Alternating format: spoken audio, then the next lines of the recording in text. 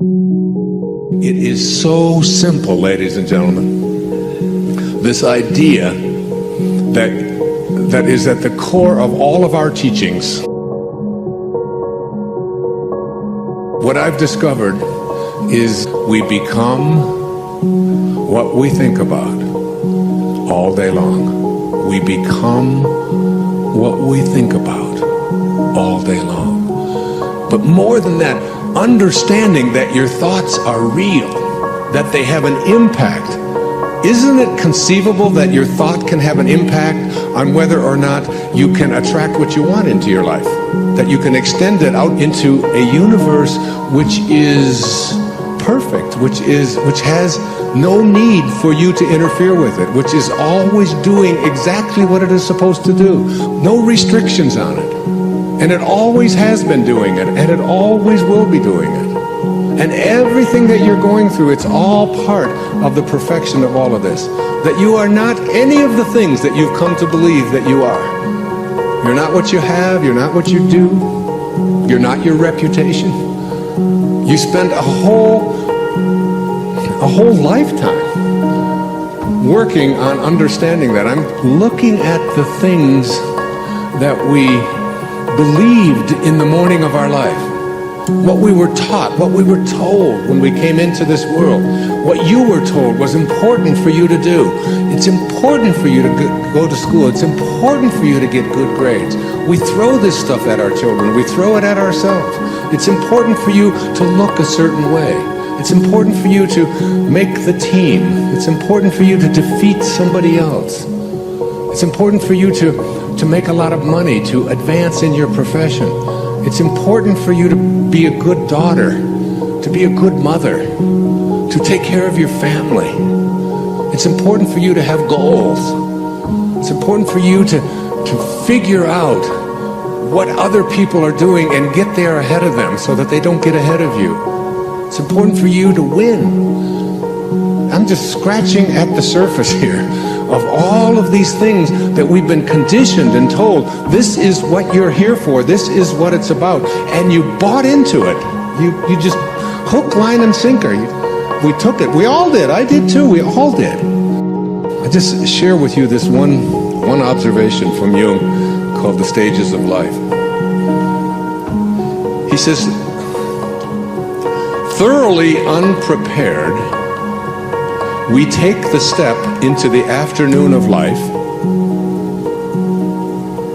Worse still, we take this step with the false presupposition that our truths and ideas will serve as hitherto.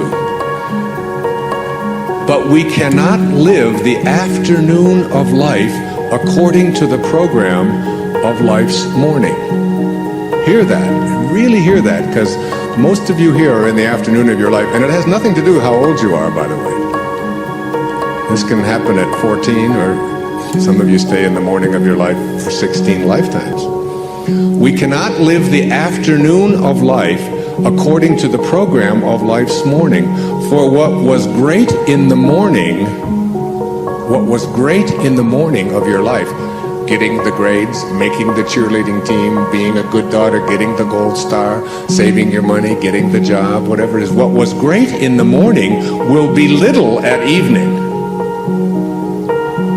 And what in the morning was true, which is a big word here today, what in the morning was true will at evening have become a lie. Now imagine how many of us are attempting to live the afternoon of our life by lies. They just don't work anymore. I mean, is the most important thing for you to get ahead of somebody else, to look a certain way, to have the right jewelry on, to get the job? Or is it to be on purpose? Is it to be making a difference? Is it to understand what I wrote about in 10 Secrets for Success, the second secret? That you're not going to die with your music still in you. Is it to know God? Is it to feel close to something so profoundly important that in here there's a knowing that I haven't been actualizing it, I haven't been fulfilling it? What am I here for? What am I here for? It's a question that you begin to ask yourself when I speak about purpose. And then you say, well, it's to be like God. That's what God realization is, to return to that from which you originated, the place of your source, the Tao, to be the Tao, to be it, to be the great way. And what is the Tao like? What does it look like? What is it doing? It's not doing anything. It's just constantly giving. It's just constantly offering. It's just constantly providing life. Billions and billions of life forms emanating from this invisible source that has always been, just continuously doing it. Why aren't you doing that? Why aren't you being like God? God is love, it says in the book of John. And he that dwelleth in love dwelleth in me. Your objective is to be like God, to return to your source, to your Father, whatever you want to call it. And then we take things like organized religion and we think, well, because I'm going to church and I'm doing the right thing. But you have to remember that the source, that the Tao, excludes no one. It excludes no one. It doesn't say you get to breathe and you don't. It does say you get to have hair and you don't. It does those things, right? But it doesn't say you get life and you don't. It says it's for all of you, you're all one. And then we take organizations that say only you get to get in. Only if you believe this way do you get to be part of God. But that's not of God. So any thought that you have that excludes anyone is not a thought of God, it's not a thought of Tao. And that's why the number one source of conflicts on our planet today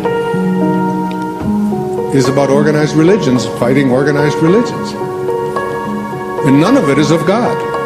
Anything that divides us weakens us.